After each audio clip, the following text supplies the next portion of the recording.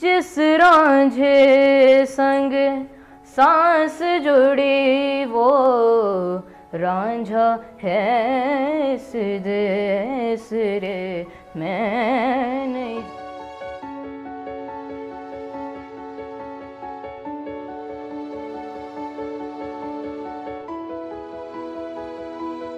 ऐसो गए परदेस पिया तुम।